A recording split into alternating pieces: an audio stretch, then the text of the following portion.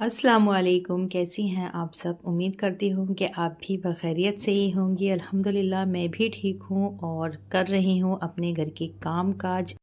सर्दी काफ़ी बढ़ रही है हमारे यहाँ, दिन पर दिन आज भी सूरज नहीं निकला है और लग रहा है कि हाँ अब वाकई सर्दी आई है, वरना हमारे दिल्ली में इतनी सर्दी नहीं होती है। क्रिसमस डे के बाद से ही सर्दी की स्टार्टिंग यहाँ पर हुई है।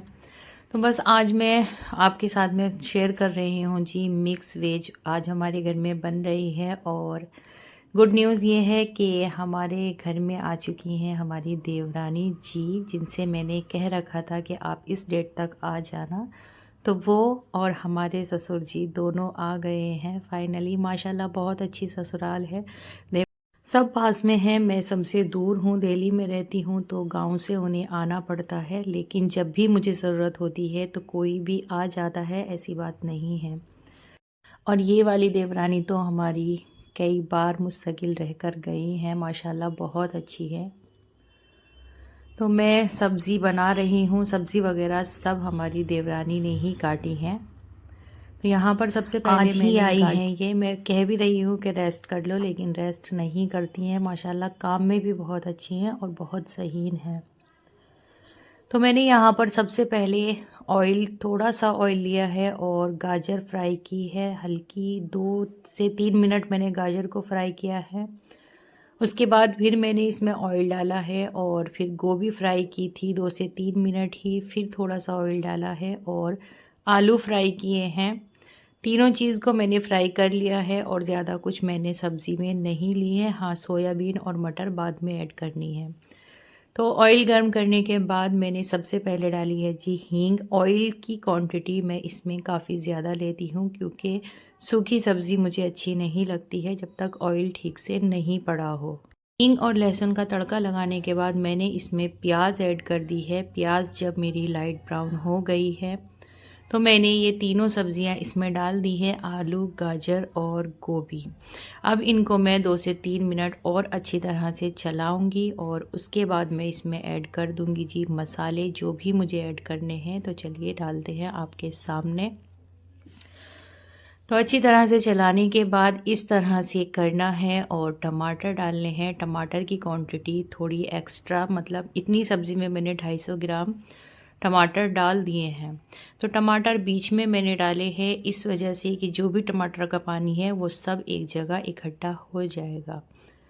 उसके बाद मैंने ऐड की है जी लाल मिर्च पिसी हुई, हल्दी और जी नमक मैं इसमें डालूँगी। हल्दी की क्वांटिटी भी थोड़ी एक्स्ट्रा रखते हैं, इस तरह की सब्जियों में हल्की हल्दी अच्छी नहीं लगती है। और लहसुन मैंने तड़के में डाला है और थोड़ा सा लहसुन बचा लिया था, वो भी डाल दिया है। और अदरक मेरे पास पिसी हुई है, कटी हुई नहीं थी, तो मैंने पिसी हुई अदरक इसमें डाल दी है। अब डालना है नमक, धनिया, गरम मसाला वगैरह मैं इसमें कुछ भी ऐड नहीं करती हूँ, वो अच्छा नहीं लगता है सब्ज़ी में।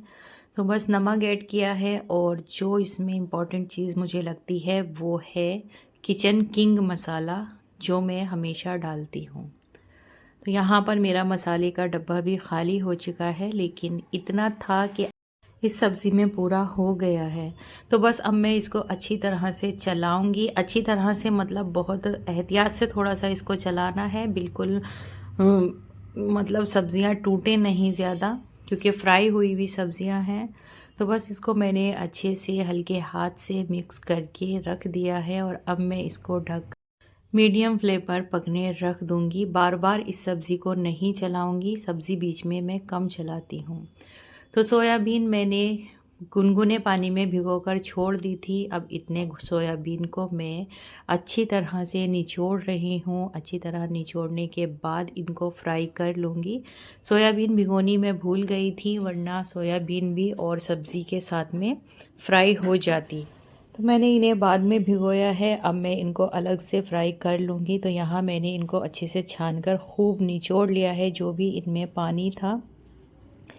तो यहाँ पर ऑयल मैंने गर्म करने रख दिया है और देवरानी जी हमारी छान रही हैं आटा। वो आटा वगैरह गूँधेंगी, इतने मैं सब्ज़ी तैयार कर रही हूँ। तो यहाँ पर ऑयल गर्म हो चुका है और सोयाबीन में फ़्राई कर रही हूँ। लाइट ब्राउन सी मुझे इनको ये फ़्राई करनी है, बहुत ज़्यादा नहीं सेकना है। बहुत ज़्यादा सेकने के बाद टाइट हो जाती हैं। साथ साथ मेरा घी का काम भी चल रहा है। जो घी मैंने रात तैयार करके रखी थी, मलाई निकाली थी, वही मैंने पकने रख दिया था। तो आज ये घी का काम भी फाइनली मेरा हो ही जाएगा। माशाल्लाह घी काफ़ी इकट्ठा हो रहा है और आने वाले टाइम में बाहर से घी लेने की ज़रूरत नहीं पड़ेगी और हमें अच्छा भी नहीं लगता है बाहर का घी। तो सोयाबीन देखिए मेरी लाइट ब्राउन हो चुकी हैं, फ्राई हो चुकी हैं। बहुत ज़्यादा मैं नहीं सेकती हूँ, बस हल्का सा इस पे जो ब्राउन कलर है वो आ जाता है। और यहाँ सब्ज़ी भी मैंने अब खोली है, बीच में नहीं चलाई है। बार बार चलाने से सब्ज़ियाँ आपस में मिल जाती हैं, वो अच्छी नहीं लगती हैं। तो बस अब मैं इसमें ऐड कर रही हूँ जी मटर। मटर मैंने फ्राई नहीं की है क्योंकि मटर मेरी थोड़ी सॉफ्ट थी। तो बस अब मैं इसमें ऐड कर रही हूँ सोयाबीन। तो वेजिटेबल्स और भी डल सकती थी, लेकिन बस मुझे इतनी ही रखनी थी। पनीर भी मुझे इसमें बहुत अच्छा लगता है और बीन्स वगैरह भी डाल देते हैं, वो भी अच्छे लगते हैं। लेकिन अभी मैंने सिर्फ गाजर, मटर, आलू और गोभी, सोयाबीन ही इसमें ऐड की है। तो सोयाबीन और मटर डालने के बाद मैंने फिर सब्ज़ी को ढककर मीडियम फ्लेम पर रख दिया है। सब्जियों में भी थोड़ी सी कसर थी और जब तक सब्जियां गलेंगी मटर भी उसमें ही सेट हो जाएंगे। तो मैंने इतने छाना है जी घी। देखिए माशाल्लाह कितना अच्छा मेरा घी बनकर तैयार होता है। मुझे बहुत अच्छा लगता है घी बनाना। खाना इतना पसंद नहीं है, लेकिन बनाना बहुत अच्छा लगता है। तो ये देखिए सब्ज़ी हो चुकी है मेरी तैयार। मटर, आलू, गाजर सभी सब्ज़ियाँ अच्छी तरह गल चुकी हैं और आपस में घुटी भी नहीं हैं। बहुत कम मैं इनको चलाती हूँ। उसके बाद मैंने इनमें डाला है जी ऊपर से हरा धनिया और कसूरी मेथी। हरा धनिया हो या नहीं हो, लेकिन कसूरी मेथी का होना इन सब्ज़ियों में ज़रूरी है। बिना कसूरी मेथी के मिक्स वेज बिल्कुल अच्छी नहीं लगती और मैं तो अक्सर अपनी हर सब्ज़ी में ज़्यादातर कसूरी मेथी डालती ही हूँ। तो देखिए माशाल्लाह कितनी अच्छी, बहुत टेस्टी हमारी ये सब्ज़ी बनी थी और जो हींग का टेस्ट इसमें आता है वो भी बहुत अच्छा लगता है। सब्ज़ी बनाने के बाद मैं आ गई थी कमरे में। देवरानी हमारी रोटियाँ बना रही हैं और ये है वो कलर स्ट्रिक्स का जो मैं यूज़ करती हूँ। तो इस बार इसकी जो पैकिंग है वो चेंज हो चुकी है। देखते हैं कि जो इसके अंदर क्रीम और डेवलपर है वो भी चेंज है कि वही है। तो देखने में तो मुझे ये ठीक लग रहा है, बाकी यूज़ करने के बाद पता चलेगा कि क्या है इसमें। तो मैंने बहुत कम क्वांटिटी इसकी ली है। मेरी बहन ने कमेंट्स भी किया है कि प्रेगनेंसी में हेयर में कलर नहीं लगाते हैं, तो मुझे मालूम नहीं था। अब तो मैं ले आई हूँ तो लगा भी लेती हूँ। जब मैंने आपका कमेंट्स पढ़ा है मैंने कलर लगा लिया था। वीडियो मेरी थोड़ी आगे पीछे चलती हैं। तो 20 वॉल्यूम का ही इसमें डेवलपर है और जो कलर नेचुरल ब्राउन में लाती हूँ वही कलर है। लेकिन इसको जब मैंने लगाया था तो मुझे ये कुछ ठीक नहीं लगा। हेयर में थोड़ी सी ईचिंग हो रही थी लगाने के बाद। तो यहाँ पर देखिए मैंने कितनी सी क्वांटिटी इसकी ली है। इसी से आप आइडिया लगा सकती हैं कि मेरे हेयर बहुत ज़्यादा ग्रे नहीं हैं। बहुत कम हेयर हैं मेरे जो साइड से हो जाते हैं वो ही हैं। तो उन्हीं के लिए मैं इसकी बहुत कम क्वांटिटी यूज़ करती हूँ और वहीं पर सिर्फ लगाती हूँ। पूरे हेयर्स में मैं कलर कभी नहीं अप्लाई करती हूँ। हाँ, समर में मेहंदी वगैरह मैं अक्सर लगाती रहती हूँ। अब विंटर है तो मेरी हिम्मत नहीं हो रही थी मेहंदी लगाने की, इसी वजह से मैं कलर लेकर आई हूँ। बहुत ज़्यादा मैं ये सब चीज़ें यूज़ नहीं करती हूँ। ग्रे नहीं है माशाल्लाह, अभी ठीक है। और हेयर में कलर लगाने के बाद मैंने निकाला है अपना ये वाला सूट जो मैंने आपके साथ में शेयर किया है।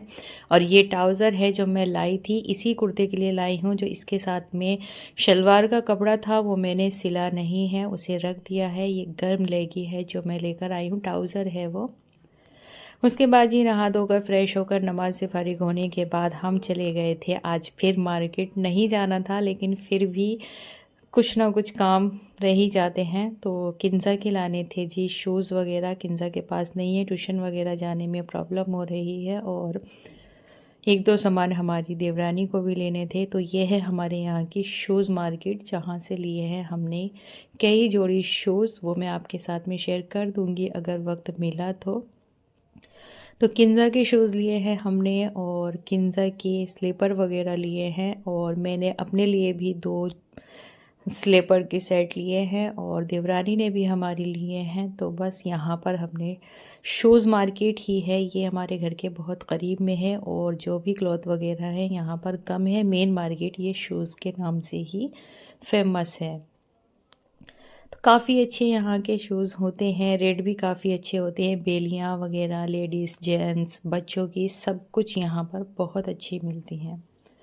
तो वहाँ से आने के बाद जी फिर एक और काम हमने किया है, और वो था हमारा मावा रखा हुआ। गाजर का हलवा हमने बनाया था, उसी का मावा बचा हुआ रखा था।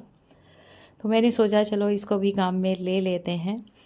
तो मैंने बनाए हैं जी मावे और तिल के लड्डू। तो यहाँ पर मैंने पहले मावे को अच्छी तरह से गर्म किया है और फिर उसमें तिल ऐड किए हैं। तिल भी मैंने हल्के से ब्राउन करके मिक्सी में पीस लिए थे, बहुत लाइट से। उसके बाद ये शक्कर डाली है, किशमिश डाली है और सभी को अच्छी तरह से मिक्स करने के बाद जी बना दिए हैं हमने लड्डू की शेप। किंजा को मीठा बहुत पसंद है और जुनेशा तो लड्डू की दीवानी है, चाहे खाए या नहीं खाए लेकिन उसको अच्छा लगता है कि बस उसके हाथ में लड्डू आ जाए। तो 8 से 10 ये हमारे सारे लड्डू बने थे, क्योंकि मावा थोड़ा सा ही रखा था। तो जो भी थे वो बना दिए थे। उसके बाद थोड़े टाइम इनको फ्रिज में रखने से थोड़े से टाइटनेस हो गए थे, क्योंकि मावा जो है सॉफ्ट हो गया था गर्म होने के बाद। तो बस आज के ब्लॉग में इतना ही सब था। आ जाइए आप भी शेयर कीजिए हमारे साथ में।